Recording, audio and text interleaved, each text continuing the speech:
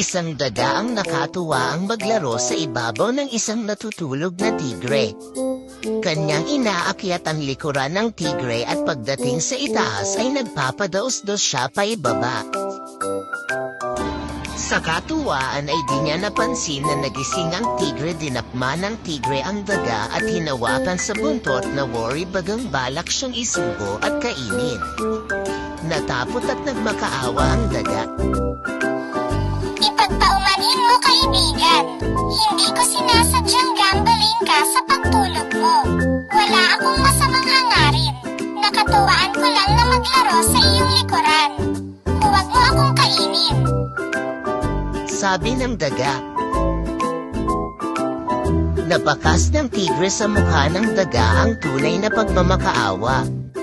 Sige, pakakawalan kita pero sa susunod ay huwag mong gambling ang pagtulog ko. Sabi ng tigre. Salamat, kaibigan. Balang araw ay makagaganti rin ako sa kabutihan mo. Sagot ng daga.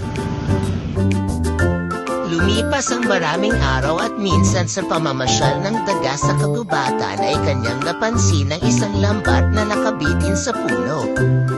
Lumapit siya upang maghusisa at agad niyang nakilala ang tigre na nahuli sa loob ng lambat na ginawang bitag ng nanggigaso sa kagubatan. Dali-daling inakyat ng daga ang puno at ninatnat ang lubad na nakatali sa lambat. Agad namang naputol ang lubad at bumagsak ang lambat kasama ang tigre sa loob.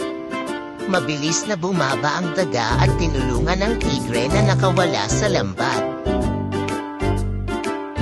Utang ko sa iyo ang aking buhay. Laking pasasalamat. Nasabi ng tigre sa kaibigang daga. Thank you for watching. Don't forget to subscribe and like the video. Thank you. Bye.